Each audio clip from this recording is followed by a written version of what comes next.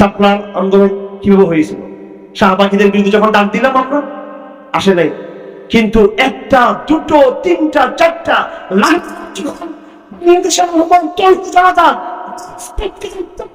লাগলো, সুগল নৌজওয়ান নেমে গেল। কি ইসলামী শাসনতন্ত্র চরমনে, কি জামাত ইসলামী, কি হিজবুত তাহরীর, এমনকি বেদাত সুন্নিরা পর্যন্ত, এমনকি আওয়ামী লীগের লোকরা পর্যন্ত, এমপিরা পর্যন্ত আমাদের সাথে তারা দল দল রাস্তায় নেমে গেল। তারা ওই সময় রসুলের সর্বমত একত্রিত হয়ে গেল, একত্রিত হয়ে গেল সব দল মত নির্বিশেষে। এখনো পর্যন্ত আমি এমন সমস্ত এমপিদের নাম ধরে বলতে পারবো যারা হেফাজত আন্দোলনে একত্র ছিল, যারা বর্তমান সরকারের দায়িত্ব আছেন, এমন লোকদের আপনার নাম বলতে পারবো। বিএনপি জামাত এরা তো আছে, এবং অন্যান্য মতাদর্শের লোকরা আছে আমার ভাইরা। কারণ সবাই মেসেজ পেয়েছিল এটাই রসুলের ইজ্জতে হাত দেওয়া হচ্ছে। আর রসুলের ইজ্জত কোনদিন একজন মুসলমান তার ইজ্জতের আঘাত বরদাস্ত করবে।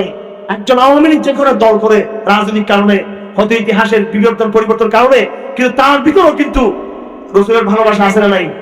আছে না নাই? আছে।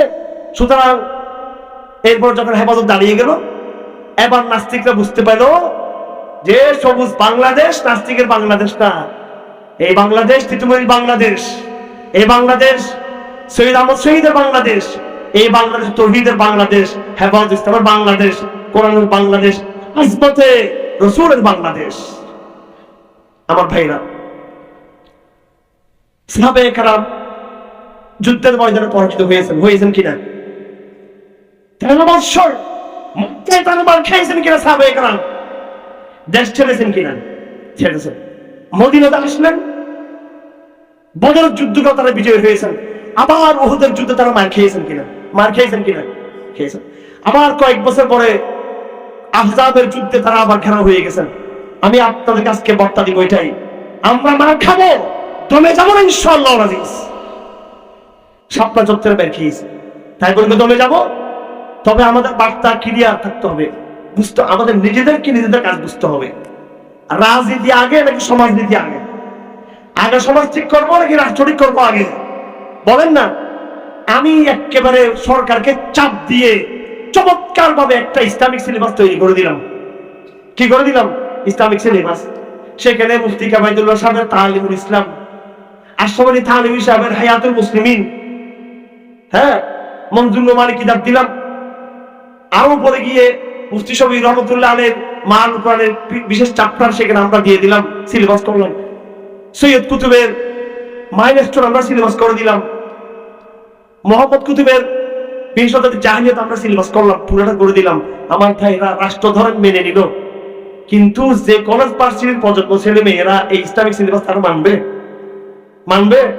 তার মানে আমাদের ক্রাইসিস, আমাদের সমস্যা শুধু রাষ্ট্রের মধ্যে নয়, রাষ্ট্রের দায়িত্বশীলদের মধ্যে না। আপনারা কি সবাই দেখেছিলেন? আমি শিক্ষামন্ত্রীর সাথে বৈঠক করছিলাম, দেখছেন তো? একটা বৈঠক করছি। এরপরে উচ্চ পর্যায়ে ওনার সাথে আনুষ্ঠানিক কোন বৈঠক হয়েছে কিনা জানি না, তবে অনানুষ্ঠানিক ভাবে তিনি ওলামাদের সাথে আরো বসছেন। বিভাগের অফিসে তিনি নিজে গিয়েছেন। আমরা একজন গেলে নাস্তিকরা আল্লাহ দুশ্মনরা 10 জন যায় তার কাছে। কয়জন? 10 জন। কথা বুঝেন নাই?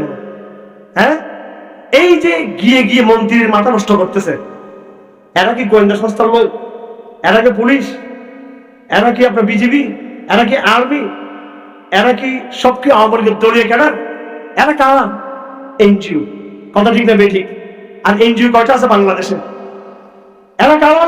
মেরিয়াল লোক। এরা কারা? বুদ্ধিজীবী। সুতরাং আমার ভাইরা, প্রথমে যে কাজটা করতে হবে সেটা হলো, মিশরের একজন বড় আলেম আমাদের দেশে এসেছিলেন 30 বছর আগে। তিনি আমাদেরকে সেমিনারে বুঝিয়েছেন যে বর্তমান সময়ের ক্রাইসিস তোমাকে বর্তমান জাহিলিয়াতের শিক্ষা ব্যবস্থা ডাইরেক্ট কাফের বানাই দিবে না, সংশয়বাদী বানাই দিবে। বাংলাদেশে বর্তমানে আধুনিক শিক্ষিতদের বিশাল একটা সংশয়বাদী গোষ্ঠী তৈরি হয়েছে। প্রথমে সংশয়বাদ তৈরি হয়, মনে মনে সন্দেহ আসে, এরপরে তারপর ওখান থেকে আরেকটু আপডেট হয়ে হুমায়ুন আজাদ তৈরি হয়, শাহরিয়ার কবির তৈরি হয়, জাফর ইকবাল তৈরি হয়, তসলিমা নাসরিন তৈরি হয়। কথা ঠিক কিনা? আমাদের তৈরি হয় সংশয়বাদী। কি তৈরি হয়? হ্যাঁ, এগুলো হচ্ছে কারখানা, এগুলো কারখানা, এগুলো তৈরি হয় সংশয়বাদ। এই মোবাইলটা চূড়ান্ত রূপ আমি দেখতেছি। তার আগে কিন্তু সেটা কিন্তু ভিন্ন রূপ ছিল, পার্টস ছিল ভিন্ন ভিন্ন। এই সংশয় হচ্ছে পার্টস, এটা আস্তে আস্তে যুক্ত হয়ে এক একটা নাস্তিক কিন্তু আমাদের দেশে তৈরি হয়। এই জন্য চিকিৎসা গোড়াতে করতে হবে, আমাদের শিক্ষা ব্যবস্থা গোড়ায় করতে হবে। আর এই শিক্ষা ব্যবস্থা সরকার মাথাটা নষ্ট করতেছে, তাদেরকে চিহ্নিত করতে হবে সব নাস্তিকদেরকে। দেখেন ফরিদপুরে 2টা ভাইকে মেরে ফেললো। এটা নিয়ে আমি 2টা জিনিস করতে চাই না। প্রথমত হিন্দু মুসলমান দাঙ্গা বাঁধানো, এটা আমি ওই সমস্ত ইত্যাদি আমরা করি না। আমরা বর্তমান আন্তর্জাতিক যে বড় বড় ইসলামবিধি শক্তি আছে, বড় বড় শক্তি, এগুলোর সাথে আমাদের বোঝাপড়া। দেশের এই সমস্ত মিসকিন গরিব হিন্দুদেরকে আমরা পাত্তা দেওয়ার দরকার আছে আমাদের। তো এটা নিয়ে আমরা কোনো সাম্প্রদায়িক আলোচনা যেতে চাই না, অথবা এটার সাথে এটাকে নিয়ে রাজনৈতিক ভাবে কোনো ফায়দা ওঠা সেটাও চাই না। কিন্তু বাস্তবতা হলো মিডিয়ার অবস্থা, যদি আজকে 2জন মুসলমানের জায়গায় যদি 2জন হিন্দু ভাই যদি মারা যেত, আজকে সমগ্র বাংলাদেশে মানব বন্ধন, এই বন্ধন সেই বন্ধন মিডিয়ার লাগাতার হুঙ্কারে আমরা কেউ টিকতে পারতাম না। আজকে কথা ঠিক কিনা? এমনকি আজকের মাহফিলটা বন্ধ হয়ে যেত। ফরিদপুরে 2টা হিন্দু মারা গেছে, মাহফিল করা যাবার বন্ধ হইতো কিনা? এই হচ্ছে অবস্থা। কাদের কারণে? এই দেশে নাস্তিকদের কারণে, বুদ্ধিজীবীদের কারণে, এই দেশে খণ্ডিত মোরতাদ মিডিয়ার কারণে। কথা ঠিক থেকে বেঠিক, এদের কারণে। আমরা কোথায় গিয়ে কি করি? আমরা যা করি প্রকাশ্য করি। কোনো গোপন কিছু আছে আমাদের? কোনো গোপন কিছু আছে নাকি? হেফাজতের আমির আল্লামা মুহিবুল্লাহ বাবুল করি, উনি কি গোপন জঙ্গি সংগঠনের নেতা নাকি তিনি? এই দেশে যা হবে, যা কিছু হবে, একজনকে আমির মনে করতে হবে। বস আমাদেরটা হয়ে গেছে জঙ্গিবাদী বায়াত হয়ে গেছে আমাদেরটা। আর মানুষ মেরে পিঠে ফেললো, সেটা ভুলে হয়েছে, সেটা মিস্টেক হয়েছে। সেটা আল্লাহ পাক আমাদের সবাইকে এই চক্রান্ত গুলো বুঝা এবং সেই মোকাবেলা করতে তৌফিক দান করুন। আমার ভাইয়েরা, আপনারা এখানে যারা আসছেন, আজমতে এই আজমতে রেসালত, এটা নিয়ে আপনারা এখানে আসছেন। আজমতে রেসালত এটাকে আমরা কিভাবে মূল্যায়ন করব? আজমতে রেসালতের জন্য সবচেয়ে বড় কিতাব হচ্ছে কোরআন শরীফ। কথা ঠিক না বেঠিক? আউযু বিল্লাহি মিনাশ শাইতানির রাজীম, বিসমিল্লাহির রহমানির রহিম, নূন ওয়াল কলমি ওয়া মা ইয়াসতুরুন, মা আনতা বিনি'মাতি রাব্বিকা বিমাজনুন, ওয়া ইন্না লাকা লাআজরান গায়রা মামনুন, ওয়া ইন্নাকা লাআলা খুলুকিন আযীম। কে বলতেছে এগুলো? কার কথা? আজমতের সাহাবার ঘোষণা কে দিচ্ছে? আল্লাহ। কার ঘোষণা? আমাদের নবীর আজমতের ঘোষণা আল্লাহ ঘোষণা দিচ্ছে। শুধু কি এখানে? শুধু কি এখানে? ওয়া মিনাল লাইল ফাতাহাজ্জাত বিহি নাফিলাতাল লাক আসা আন ইয়াবআসাকা রাব্বুকা মাকামান মাহমুদা, আসা আন ইয়াবআসাকা রাব্বুকা মাকামান মাহমুদা। আযান পরে আমরা কি বলি? আযানের দোয়া কি? আল্লাহুম্মা রাব্ব হাদিহি দাওয়াতি তাম্মা ওয়াস সালাতিল কাইমা আতি মুহাম্মাদানিল ওয়াসিলাতা ওয়াল ফাদিলাতা ওয়াদ দারজাতার রাফিআ ওয়া বা'আসহু মাকামান মাহমুদান আল্লাযী ওয়া'আদতা। আমার ভাইরা, আজ আমার সাথে ওয়াজ করেন, ইস্তিগফার পড়ে, দরুদ শরীফ পড়ে আপনারা আযানের জবাব দিবেন ইনশাআল্লাহ। দিবেন তো? কোন আযান যেন বাদ না যায়। কানে আযান পড়বে, আযানের জবাব দিবেন, আর আযান শেষে দরুদ শরীফ পড়ে আল্লাহুম্মা রাব্ব হাদিহি দাওয়াতি তাম্মা মন ভরে মুহাব্বতের সাথে এই রাসূলের আজমতে সাহাবারি দোয়া করবেন। ইনশাআল্লাহ রাসূলের সাথে আপনার কানেকশন হয়ে যাবে ইনশাআল্লাহ। আমাদের রাসূল ইন্নাকা মাইয়িতুন ওয়া ইন্নাহুম মাইয়িতুন, তুমিও মারা গিয়েছো, তারাও মারা যাবে। কিন্তু রাসূলের মৃত্যু আমাদের মৃত্যু কি এক নাকি? বলেন, এক নাকি? আমাদের মৃত্যু আর রাসূলের মৃত্যু এক নয়। বরং যারা সাধারণ মানুষ, আপনারও মৃত্যুর পরে কিন্তু একটা ফিলিংস থাকবে রুহানি জগতে। আমার হাদিস শরীফে আছে যে মৃত ব্যক্তি কবর যারা শুয়ে আছে, পাশ দিয়ে যারা হেঁটে যায়, ইয়াসমাউনা কারআনি আলিহিম, পায়ের যে যাত্রা সেটাও তারা শুনতে পায়। ওই সামান্য ফিলিংস আপনার মধ্যে আছে। আর নবীজি মারা গেল, ইন্তেকাল করলো, নবীজিকে আল্লাহ পাক সুবহানাহু ওয়া তাআলা এটাকে আমরা আক্ষরিক অর্থে মৃত্যু বলি। কি অর্থে? আক্ষরিক অর্থে কোরআন শরীফে আছে। কিন্তু নবীর আক্ষরিক অর্থে মৃত্যু, এটা আমাদের মৃত্যুর মতো নয়। বরং রাসূলুল্লাহ সাল্লাল্লাহু আলাইহি ওয়াসাল্লামের ব্যাপারে হাদিস শরীফে আছে যে নবীদের জিসিমকে কে খেতে পারে না, মানে খেতে পারে। এবং অনেক হাদিস আছে যেটার দ্বারাই নবীদের এই মৃত্যুর মধ্যেও যে একটা জীবন আছে নবীদের, সেটা বোঝা যায়। এবং রাসূলুল্লাহর দরবারে সপ্তাহে কমপক্ষে একবার এই উম্মতের সমস্ত আমলের হিসাব নিকাশ তার কাছে যায়। আমার ভাইরা, দরুদ শরীফ যত বেশি পড়বো তত আপনার সাথে রাসূলের কানেকশন হবে। কেন দরকার এই কানেকশন? কেন? যেহেতু আপনি দাওয়াতের মিশনে আছেন। এই দাওয়াতের মিশনে থাকতে হলে রাসূলুল্লাহ সাল্লাল্লাহু আলাইহি ওয়াসাল্লাম রুহানি তাওয়াজ্জুহ দরকার আছে আপনার সাথে। আছে না নাই? দরকার আছে। এই জন্য আমরা এটাকে মনে রাখার চেষ্টা করব। আমরা কত সূরা পড়ি নামাজের মধ্যে, ওয়াদ-দুহা ওয়াল-লাইলি ইযা সাজা মা ওয়াদ্দাআকা রাব্বুকা ওয়া মা ক্বালা ওয়ালাল আখিরাতু খায়রুল লাকা মিনাল উলা ওয়ালা সাওফা ইউতিকা রাব্বুকা ফাতারদা। কার কথা এগুলো? আলাম ইয়াজিদকা ইয়াতীমান ফাআওয়া ওয়া ওয়াজাদাকা দাল্লান ফাহাদা ووجدك عائلا فأغنى فأما اليتيم فلا تقهر وأما السائل فلا تنهر وأما بنعمة ربك فحدث। পুরো সূরা কার সম্পর্কে? আমাদের নবী সম্পর্কে। আলাম নাশরাহ লাকা সাদরাক ওয়া ওয়াদা'না আনকা বিজরাক আল্লাযী আনকাযা যাহরাক ওয়া রাফা'না লাকা যিকরাক। সবাই বলেন দেখি, ওয়া রাফা'না লাকা যিকরাক ওয়া রাফা'না লাকা যিকরাক।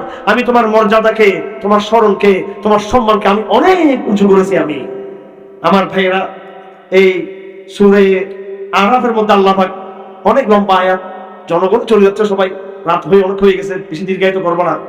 আমাদের দায়িত্ব কি? আল্লাহ পাক নবীর পরিচয় দিচ্ছেন, আল্লাযীনা ইয়াত্তাবিউনা রাসূলান নাবিয়্যাল উম্মি আল্লাযী ইয়াজিদুনাহু মাকতুবান ইনদাহুম ফিত তাওরাতি ওয়াল ইনজিল। এই তাওরাতে আমাদের নবীর কথা আছে, শুধু কোরআন শরীফ না। এমন এক মহানবী যার কথা কোরআনে, যার কথা ইনজিলে, যার কথা জবুরে, যার কথা তাওরাত জবুর ইনজিল কোরআন সবটাতে। এবং মজার কথা আপনাদেরকে বলি, ডক্টর জাকির নায়েক তো হিন্দুদের বেদ যা আছে সবকিছু দিয়ে প্রমাণ করেছেন আমাদের নবীজির নাম কোথায় কোন পৃষ্ঠায় আছে। হিন্দুদের বেদ এগুলো মোটামুটি পাওয়া যায়, কিন্তু বৌদ্ধদের ত্রিপিটক খুঁজে পাওয়া যায়। আমি অনেক কষ্ট করে এক বৌদ্ধর সাথে খাতির করে এক বৌদ্ধ মন্দিরে গিয়ে ত্রিপিটক নিয়েছিলাম। আবার বলতে আমার হুজুর কি হুজুর এটা, হ্যাঁ, বৌদ্ধ মন্দির ঢুকছে, বৌদ্ধ গিরাই মকলতে গিয়ে খাতির করে কয়েক খন্ড ত্রিপিটক নিলাম। এরপর পর ত্রিপিটক বাংলাদেশে আসা শুরু হয়েছে। কঠিন কিতাব, খুব কঠিন ত্রিপিটক। তারপর সেটা ডাউনলোড করছি আমার মোবাইলে, ত্রিপিটকটা আজীব হয়ে গেল আমার ত্রিপিটক। ত্রিপিটকটা পড়ে দেখলাম ওখানে পর্যন্ত আমাদের নবীজির আসার কি আছে মোটামুটি ইঙ্গিত আছে। আমি জানি না ত্রিপিটকটা কোন এক সময় 1000 বছর আগে কোন আসমানি কিতাব, এটা হইলেও হতে পারে, নাও হতে পারে, তালিম ইসলামের মধ্যে লেখা আছে। হিন্দুদের রাম কৃষ্ণ বেদ এগুলো সম্পর্কে কোরআন শরীফে আমাদের নবীজির আগে কারা কারা নবী আছে এটা তো বলা আছে। আবার আল্লাহ বলছেন অনেক নবীর কথা আমি আনি নাই। এই জন্য তবে যেই ধর্ম কোরআনই সত্য থাকুক বা না থাকুক আমরা জানি না। হিন্দু ধর্মের গোড়া কি ছিল আমরা জানি না, বৌদ্ধ ধর্মের গোড়ায় কি ছিল আমরা জানি না, সত্য তৌহিদ নাকি অন্য কিছু। এইভাবে খ্রিস্টান ইহুদিদের একটা ভিন্ন, গোড়া দিয়ে ঠিক ছিল, পর নষ্ট হয়ে গেছে। যে অবস্থা হোক নাকি হোক, প্রত্যেকটা ধর্ম চাই সেটা একসময় সত্য থাকুক বা মিথ্যা থাকুক, শেষে শেষে নষ্ট হয়ে গেছে। কিন্তু আজীব ভাবে আমাদের নবীজির কথা প্রায় তাদের ধর্মগ্রন্থগুলোতে পাওয়া যায়, ইশারা ইঙ্গিতে কি পাওয়া যায়। যাই হোক, এই নবীজির কথা আল্লাহ বলেন তাওরাতে এবং ইনজিলে আসছে। তার কাজ হলো 1 নম্বর আমর বিল মারুফ করা, 2 নম্বর নেহি আনিল মুনকার করা, 3 নম্বরে তাওরাতে অনেক কিছু হারাম করে দেওয়া হয়েছে সেগুলোকে তিনি হালাল করে দিবেন। ওই হাদিম আলিমুল খাবাইস, আর যত রকমের নাপাক হালাল হারাম আছে খাদ্যদ্রব্য সেগুলোকে তিনি হারাম করে দিবেন। তাওরাতের মধ্যে ইহুদিদের জন্য জিনার শাস্তি ছিল কঠোর, চুরির শাস্তি ছিল কঠোর। কোরআন এসে শাস্তিগুলোকে কি করে দিয়েছে? সহজ করে দিয়েছে। ফাল্লাযীনা আমানু বিহি, এবার আমাদের দায়িত্ব, আমরা যারা ঈমান এনেছি, ওয়াজ্জারুহু ওয়া নাসারুহু ওয়াত্তাবাউন নূর আল্লাযী উনজিলা মাআহু উলাইকা হুল মুফলিহুন। রাসূলকে যদি কেউ সম্মান করে, ইজ্জত করে এবং ইত্তেবা করে, তখন আমরা সফল হতে পারবো। সূরা আরাফের 157 নম্বর আয়াত। এই আল্লাহ বলেন, কুল ইয়া আইয়ুহার রাসূল কুল ইয়া আইয়ুহান নাস কুল ইয়া আইয়ুহান নাস ইন্নী রাসূলুল্লাহি ইলাইকুম জামিআ। হে নবী আপনি বলে দেন আমি পুরো মানব জাতির জন্য, ফর হোল ম্যানকাইন্ড, সমস্ত মানব জাতির জন্য আমাকে পাঠানো হয়েছে। আমার ভাইরা, তারা আজমতে সাহাবা, এটা আমাদের দায়িত্ব। কোরআন শরীফে আছে আজমতে রাসালাত, আজমতে রাসালাত এটা আমাদের দায়িত্ব। আজমতে রাসালাত যদি থাকে আর রাসূলকে যদি সম্মান করি, সাহায্য করি, সাহায্যের কথা আছে, এবং যদি ইত্তেবা করি, তখন আমরা সম্মানিত হব। তখন কয়টা দায়িত্ব? এক নম্বর হচ্ছে অন্তরে কি থাকা? আজমতে রাসালাত থাকা, আজমত থাকা। দুই নম্বরে তাকে সাহায্য করা। কি করা? সাহায্য করতে হবে রসুলকে, রসুলের দিনকে। এরপর তিন নম্বর কি? ওয়াত্তাবার নূর, রসুল যে নূর এবং হেদায়েত নিয়ে আসছে সেটাকে পরিপূর্ণ অনুসরণ করতে হবে। এবং সেটা না করে ইয়া হাবিব সালাম আলাইকা, জাস্ট জুলুস এই যে মিলাদুন নবী করলো, সেটা করলে শুধু হবে। এইটা করলে উলাইকা হুমুল মুফলিহুন, আল্লাহ বলেন তারা সফল। আমি শেষ কথা বলে দিচ্ছি আপনাদেরকে। আজমতে সাহাবার পরে হলো, আজমতে রাসালাতের পরে হলো আজমতে সাহাবা। আপনি রাসূলকে ভালোবাসেন, এটা বুঝবো কোন সময়? যদি আপনি সাহাবাদেরকে ভালোবাসেন। এই একটা আয়াত শেষ করে দিচ্ছি। সূরাতুল আহজাবের মধ্যে আল্লাহ বলেন, লাকাদ কানা লাকুম ফি রাসূলিল্লাহি উসওয়াতুন হাসানাহ লিমান কানা ইয়ারজুল্লাহ ওয়াল ইয়াওমাল আখির ওয়া যাকারাল্লাহা কাসীরা। গাজওয়ায়ে আহজাব, চতুর্দিকে দুশমনরা, কাফেররা মুসলমানদেরকে ঘেরাও করে ফেলছে। চতুর্দিকে দুশমনরা, ইহুদি, বিশেষ করে মক্কা আরবের সমস্ত কবিরাগুলো ঐক্যবদ্ধ হয়ে গেল। এটাকে বলা হয় বহুজাতিক বাহিনীর যুদ্ধ, ঘেরাও করলো। ওই সময় মদিনাতে যারা ছিল নাগরিকরা, যারা মুনাফিক বেঈমান যারা ছিল, তারা ভয় পেয়ে গেল। তারা তলে তলে তলে তলে মুসলমানদের বিরুদ্ধে চক্রান্ত করতে লাগলো। এই সময় পরীক্ষা হয়ে গেল সত্যিকার রাসূলের প্রেমিক কারা। আহজাবের যুদ্ধের সময় আল্লাহ পাক তাদেরকে বলেন, লাকাদ কানা লাকুম ফি রাসূলিল্লাহ। গজওয়াতুল আহজাবের লম্বা 2 পৃষ্ঠা আলোচনার পরে আল্লাহ পাক বলেন, তোমাদের জন্য উত্তম আদর্শ হলো কে? রাসূল। এরপর আল্লাহ পাক সাহাবাদের কথা বলেন, ওয়ালাম্মা রাআল মুমিনুনা আল আহজাবা ক্বালু হাযা মা ওয়া'আদানাল্লাহু ওয়া রাসূলুহু ওয়া সাদাকাল্লাহু ওয়া রাসূলুহু ওয়া মা যাদাহুম ইল্লা ঈমানান ওয়া তাসলীমা। আল্লাহ পাক সাহাবাদের কথা বলেন যে মুসলমানদের মধ্যে তারা, সাহাবাদের কথা বলছে এমন যে তারা এই বহুজাতিক বাহিনীর চক্রান্ত তারা দেখলো। এই অবস্থা দেখে তারা ভীত সন্ত্রস্ত হয়নি, বরং ওয়ামা যাদাহুম ইল্লা ঈমানান ওয়া তাসলীমা। কাফেরদের চক্রান্ত দেখে তাদের অন্তর আরো বেড়ে গেল, ঈমানের নূর, ঈমানের শক্তি আরো বেড়ে গেছে তাদের। সুবহানাল্লাহ। এই জন্য সত্যিকার আশিক রাসূল হলো ওই ব্যক্তি, সম্পদ দেখে, মুসিবত দেখে, ইসলামের উপরে মুসিবত দুর্যোগ দেখে তার ঈমান আরো বৃদ্ধি পাবে। আল্লাহ পাক আমাদের ওইভাবে ঈমান বাড়িয়ে দেয়। এরপর আল্লাহ পাক বলেন, সাহাবাদের কথা বলতেছেন, মিনাল মুমিনিন রিজালুন সাদাকু মা আহাদুল্লাহ আলাইহি ফামিনহুম মান কাদা নাহবাহু ওয়া মিনহুম মান ইয়ানতাজির। আল্লাহ পাক বলেন, যারা সত্যিকার রাসূলের ভালোবাসা প্রমাণ দিয়েছে তারা হলো সত্যবাদী। এই সত্যবাদীদের একটা দল শাহাদাত বরণ করেছে, আরেকটা দল শাহাদাত বরণ করে নাই, কিন্তু তারা শাহাদাতের তামান্না তারা রাখে। আমার ভাইয়েরা, আজ কঠিন এক জমানায় চলে আসছি আমরা। ইসলামের সাথে বিয়ালিগো হচ্ছে আমাদের ঘরে ঘরে, কথা ঠিক কিনা? ইসলামের সাথে বিয়ালিগো হচ্ছে, আমার রাসালাতের সাথে, রাসালাতের আজমত আজকে ক্ষুণ্ণ হচ্ছে আমার ঘরে, আমার পরিবারে, আমার সমাজে, আমার স্কুলে, আমার কলেজে, আমার অফিসে, আমার আদালতে, আমার আইনে, আমার সংবিধানে, আমার বাজারে ঘাটে আজমতে রাসূল নাই। সবকিছু আছে কিন্তু রাসূল নাই, কথা ঠিক না বেটি? সবকিছু আছে কিন্তু রাসূলের শিক্ষা নাই। আর ওই রাসূলের সেই স্মৃতি বিজড়িত বাইতুল মুকাদ্দাস ইহুদিদের পায়ের তলে দমিত হচ্ছে, এবং হিন্দুস্তান সহ অনেক দেশে আজকে মসজিদগুলো নষ্ট করে দিয়ে সেখানে কুফরদের মন্দির তৈরি হয়েছে। এইভাবে সারা বিশ্বের সকল জাতিসংঘের humanity charter of the humanity ঘোষণা করে, তারা মানবাধিকারের তথাকথিত ভুয়া ঘোষণাপত্র দিয়ে রাসূলের শিক্ষাকে তারা আন্তর্জাতিক গ্লোবাল ওয়ার্ডের মাধ্যমে তারা দাবিয়ে রাখার চেষ্টা করতেছে। সুতরাং আমার ব্যক্তি জীবন, পারিবারিক জীবন থেকে শুরু করে আন্তর্জাতিক অঙ্গন পর্যন্ত আমার নবুয়তের, আমার নবী, আমার নবীজির আজমত আজকে চ্যালেঞ্জের মুখোমুখি। এই জায়গা থেকে উত্তন্ন হতে হবে, আমাদেরকে এমন এক কাফেলার মতো হতে হবে যে কাফেলার নাম ছিল সাহাবায়ে কেরাম, এবং যাদের কথা আল্লাহ পাক কোরআন নিয়ে আসছেন, এবং যাদেরকে আল্লাহ বলেছেন উলাইকা হিজবুল্লাহ, তারা হচ্ছে আল্লাহর দল, এবং তাদের সম্পর্কে বলেছেন তারা সত্যবাদী। এই শব্দগুলো আমাদের নবী আমাদের আল্লাহ পাক সুবহানাহু ওয়া তাআলা সাহাবায়ে কেরাম সম্পর্কে বলেছেন। সুতরাং যদি আজমতে রিসালাত যদি আমরা আজকে প্রতিষ্ঠা করতে চাই, আমাদের নিজেদেরকে আজকে সাহাবা বলার চরিত্রে আমাদেরকে আসতে হবে।